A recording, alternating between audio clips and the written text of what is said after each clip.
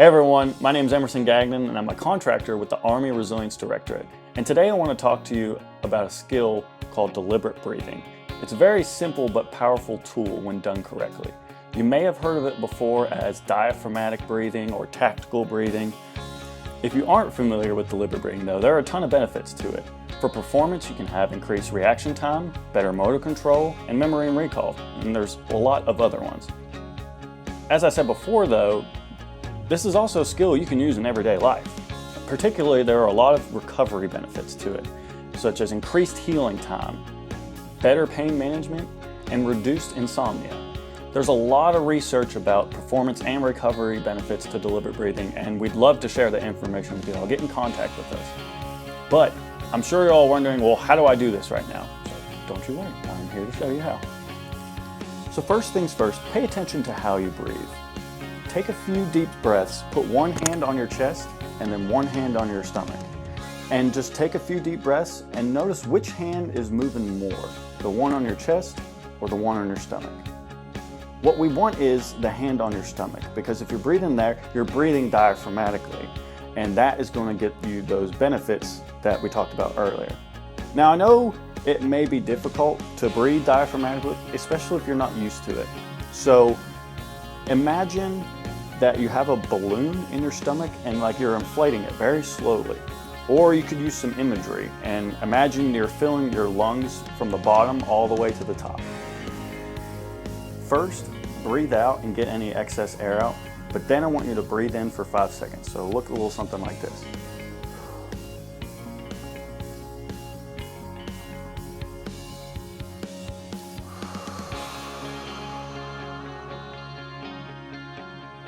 So once you get the hang of that, I want to add on one more layer to this.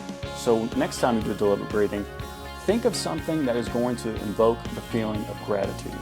Now gratitude is a very specific emotion we want because there's a lot of health benefits to gratitude, rather other positive emotions such as excitement. Excitement, while good, it may up your heart rate.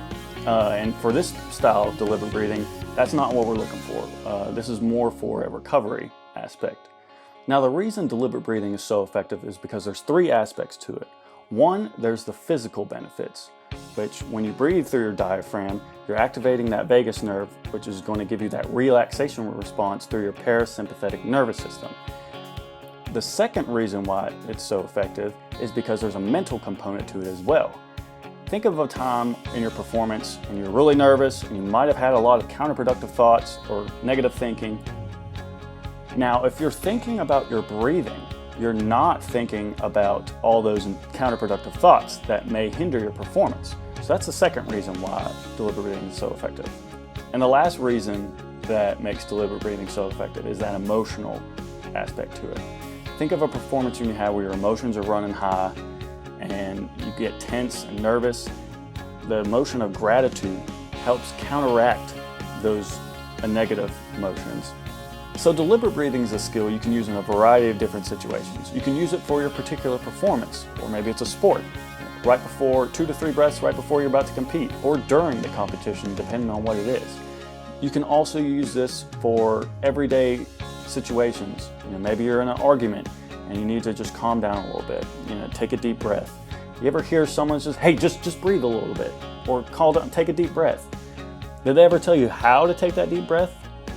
This is how you do it, because if you're still so amped up and you're still breathing through your chest, you're not engaging your diaphragm and you're not getting that relaxation response by activating that vagus nerve. This skill could be particularly useful with the COVID-19 outbreak. I know a lot of people's routines are off right now, emotions are high, there's a lot of unknown right now. So instead of letting our mind run rampant and maybe stressing ourselves out, this could be a great skill to use to calm down, get control of those emotions, get control of your thinking, and go on from there.